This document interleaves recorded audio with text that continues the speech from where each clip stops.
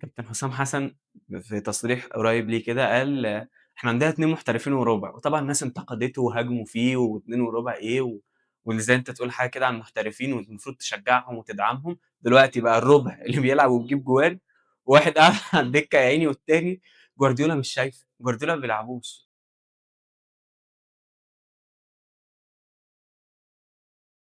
هنبدأ نتكلم من الأسبوع ده عن الدوري الأسباني. ماتش برشلونة لعبت ماتشين الأسبوع ده، أول ماتش كان قدام ألافيس، يمين يامال جاب جون وعمل أسيست.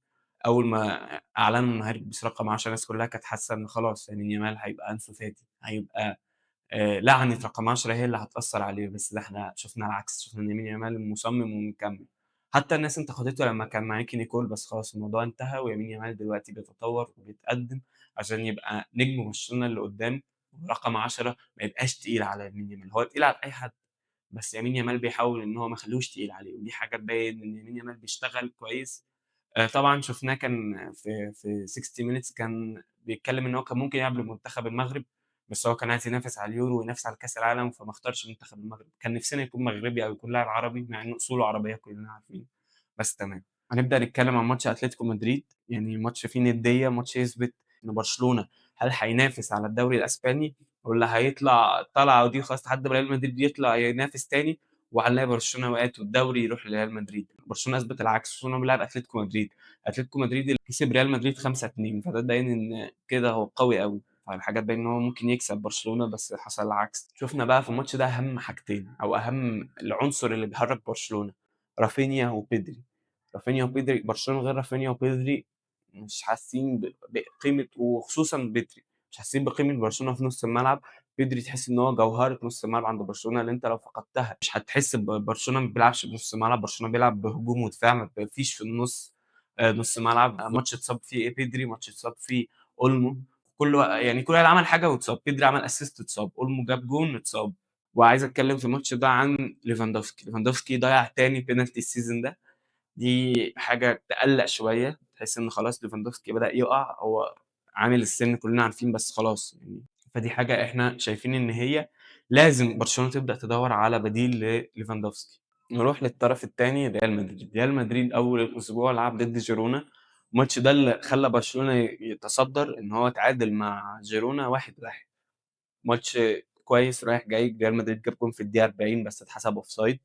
بعد كده لقينا إن ريال مدريد جاب جون بكيليان امبابي اللي متألق جدًا، لسه هاتكلم عليه في الماتش اللي بعديه كمان، تألقه السيزون ده قوي أوي. جيرونا اتعادلت عن طريق عز الدين قناحي، عز الدين قناحي النجم المغربي اللي إحنا دلوقتي بقينا نشوف نجوم المغرب متألقة في العالم كله رايحة جاية، ده اللي يثبت إن المغرب عندها شغل بتشتغل اتحاد الكورة بتاعها يشتغل، عندها أكاديمية شبه أكاديمية محمد السادس، عندها أكاديمية عالية أوي. تاني ماتش ريال مدريد، ماتش ريال مدريد وأتلتيكو بالباو، خلص 3-0. إمبابي جاب جونين وعمل assist لكامافينجا، والماتش برضه ما فيهاش فيه حاجات كتير أوي، بس أنا عايز أتكلم بس عن حاجة واحدة، سايمون جون أتلتيكو بالباو. يا جماعة ده الحارس الأساسي لمنتخب أسبانيا، أنا مش متخيل ده إزاي! يعني أنت عندك رايا ال ال اللي في أرسنال اللي دفاع أرسنال لا يُقهر وإن رايا بيتصدّى تصديات قوية، فبتقعّده وبتلاعب سايمون، أنا مش عارف هو دي لا فوينت بيفكّر في إيه لمّا بيلاعب سايمون على رايا. خلّصنا الدوري الأسباني نخش على الدوري الإنجليزي. أنا هابدأ أتكلّم عن السيتي وهانهي بالكبير، بكبير الدوري، بأول الدوري. هابدأ أتكلّم عن السيتي. السيتي لعب ماتشين الأسبوع ده، ماتش قدّام ليدز يونايتد وماتش قدّام فولهام. فنجم السيتي دلوقتي هو فيل فودن. أنا يا جماعة عايز أقول لكم يعني أنا مش بتاع إحصائيات بس خشوا شوفوا فودن عمل إيه في الماتشين دول، دمار، كارثة. فودن ده كارثة، يعني فودن ده المفروض أي فرقة بتلاعب السيتي تركّز على حاجتين، على هالاند وعلى فودن. فودن الناس كلّها دلوقتي جوارديولا شايف الناس كلّها بتركّز مع هالاند وإن هالاند منطلق، فعنده كارت سحري اسمه فودن. أنا عايز أتكلم عن جوارديولا شوية كده وعايز أسأله هو أنت فين عمر مرموش؟ أنت بتلاعب برناردو سيلفا، بتلاعب سافينيو، بتلاعب دوكو، بتلاعب فودن، نيكو جونزاليس، يعني كل ده ما بتلاعبش عمر مرموش. لو أنت حاطط عمر مرموش هو دكة هالاند يبقى أنت كده بتفرّط فيه زي ما فرّطت في ألفاريز. كلنا شايفين ألفاريز بيعمل إيه في أتلتيكو مدريد دلوقتي. أنا مش فاهم أنت بتلاعب سافينيو على إيه؟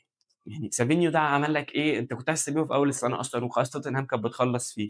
جولين ليدز دخلوا بسبب جفارديول أو بسبب دفاع السيتي. دفاع السيتي الكورة بتتقطع منهم في نُص الملعب بترجع ترد عليهم بجون.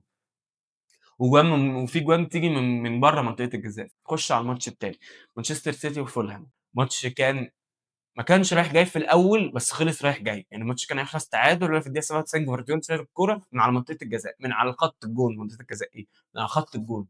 ماتش شهد تألق فودن، دفاع السيتي زي ما قُلت برضه يا جماعة أنت إزاي تبقى كسبان 5-1 والماتش يخلص 5-4 وكان في جون اتشالوا من على الخط.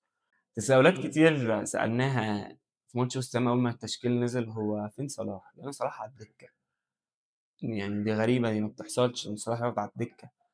ف هو أرني سلوت متخيل إن هو لمّا ما لعبش صلاح ويكسب، فالناس هتقول إن هو أرني سلوت ابتكر حاجة جديدة أو أرني سلوت خلاص عقدته اتحلت، ولا هتتحل.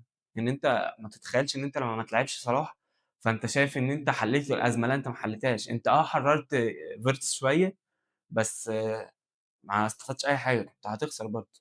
يعني أنت في ماتش ساندرلاند التاني كنت هتخسر، بس لحقت نفسك ولعبت صلاح.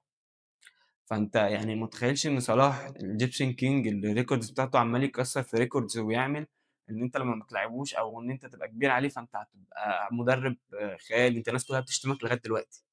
فيعني ماتش وست هام بدأ إن ما فيش صلاح، قُلنا خلاص تمام، الماتش خلص 2-0.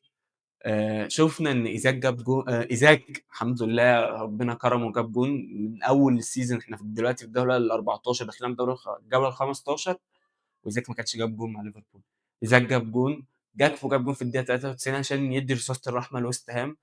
أنا مش عايز أتكلم عن ليفربول أكتر من كده عشان إيه، يعني هاتكلم عن الماتش التاني بس مش عايز أتكلم عشان أنا قرفان الصراحة يعني على موضوع صلاح ده. جينا بقى قُلنا خلاص ماتش ويست هام مش هيلاعب صلاح ماشي. ماتش ساندرلاند جينا نبدأ لقينا صلاح على الدكة بس بoutfit جديد، الناس قعدت تتريق عليه، يعني مش عارف اتريقوا على إيه بس ماشي. قالوا صلاح توليت لابس ماسك كده ومبين عينيه شبه توليت، وقعدوا بقى يحطوا أغاني وحبيبي ليه ومش حبيبي ليه. يا جماعة إحنا المفروض نتضايق إن إحنا أهم لعيبة عندنا ما بتلعبش، أهم لعيبة في منتخب مصر خصوصًا إن إحنا داخلين على كأس العالم، وغير كأس العالم هم داخلين على كأس العالم، إحنا داخلين على أقل من 20 يوم على بطولة أفريقيا. وإحنا يا جماعة المفروض بقى خلاص يعني إحنا من 2010 داخلين على 15 سنة ما شُفناش البطولة، يعني وصلنا نهائي مرتين 2017 و2000 2021 بس خسرنا بسيناريوهات كلّكم حافظينها وكلّكم عارفينها مش أنا اللي هاتكلّم عليها ماتش ساندرلاند فيرتس كان هيجيب جون بس اتحسب له own goal فكان فيرتس برضه هيجيب أول جول، تخيّلوا إيزاك وفيرتس ما جابش أول جول. في حاجة نسيت أتكلّم عليها هاتكلّم عليها دلوقتي، باكيتا. جماعة باكيتا السنة اللي فاتت كان متهم في قضية إن هو ليه علاقة بين المباريات ونتايج المباريات والرشاوي والمراهنات والكلام ده. هو كان بيتلكك عشان ياخد طرد، دي أنا باقولها لكم والله يعني الحكم ادّى له حسب الفاول ما ادّالوش حاجة، قام جاي ماشي ورجع له تاني، أنت إزاي وبتحسب الفاول ليه ومش عارف إيه، فضل رايح للحكم أكتر من مرّة، فاستفز الحكم فأخد الطرد. فده باين إن باكيتا لسه في موضوع المراهنات ده والمفروض الدوري الإنجليزي يشوف أصل الحكاية دي. هاتكلم عن مانشستر يونايتد، بس مانشستر يونايتد ليه ماتش النهارده sorry بقى مش هنعرف نتكلم عليه عشان صوّرنا بدري. ماتش مانشستر يونايتد كسب كريستال بالاس، يعني عودًا حميدًا زيركزي وماونت جاب فاول حلو أوي. كريستال بالاس جاب جون عن طريق ماتيتا المتألق، بس عايز أقول لكم حاجة واحدة بس، إن كريستال بالاس ما خسرش على أرضه السنة دي تخيلوا إلا من مانشستر يونايتد. مانشستر يونايتد اللي إحنا مش عارفين الفرقة لسه برضه مش مضبوطة، لسه الفرقة هيكلها ما اتضبطش لسه، أموريم مش عارف يوظّف فرقة اليونايتد كويس. توتنهام خسرت من مين؟ من فولهام، فده يبين برضه إن فولهام فرقة بتتطور، فرقة بتبين إن هي عايزة تنافس على مش إن هي تنافس في الtop 4 أو تنافس على الtop 6 مثلًا، أو بتحاول إن هي تنافس تروح بطولة أوروبية إن شاء الله conference league. وتوتنهام طبعًا بيقع تحت، بعديها بيومين لعب نيوكاسل اتعادل 2-2 بالعافية في آخر دقيقة، جون لروميرو، جون مش هاقدر أتكلم عن جماله أو حلاوته، بس هو بيتنطط أوي على برونو جومارايش اللي أنا اتكلمت عليه الحلقة اللي فاتت، قُلت لكم إن برونو جومارايش هو من أحسن اللعيبة اللي في نيوكاسل إن ما كانش أحسنهم.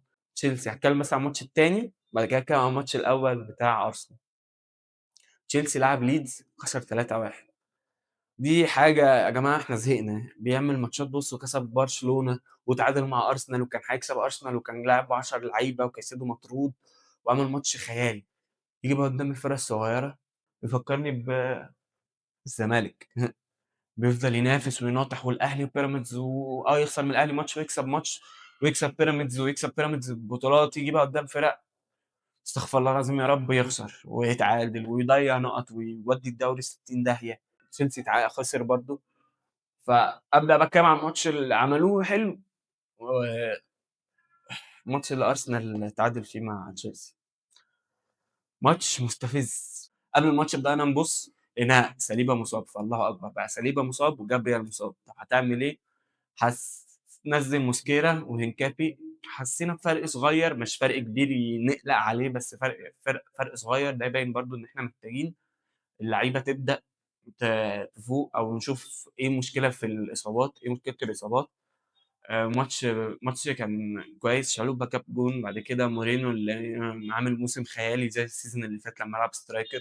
الماتش قلّقني شوية بس اتطمنت من ماتش برينتفورد، الماتش كان مقلّقني إن أنت هتبدأ بقى استنزاف نُقط وتُقع، حتى كنت لو خسرت ماتش تشيلسي كنت هتفضل أول الدوري بس كان الفرق هيقل، فده حاجة قلّقتني شوية، بس أرسنال الحمد لله تخطاها في ماتش برينتفورد. إيزي ما بدأش الماتش ده بس نزل نُص الملعب ضبطه، وعودة أوديجارد إن هو ينزل على التشكيلة، فدي حاجة تبين إن أرسنال بقى يعني الحمد لله فاق وهيرجع يكمّل الماتشات دي وهيفوق. فيا جماعة أنا برضه عايز أسألكم لو عايزينّي يعني أتكلّم عن Fantasy Premier League أنزّلها reels حتى نبدأ نتكلّم بيها، فاسألوني تمام. أنا نقطي مش عالية أوي بس الحمد لله باجيب نُقط يعني، فيعني لو محتاجين إن أنا أنزّل الحلقات تاني شكرًا.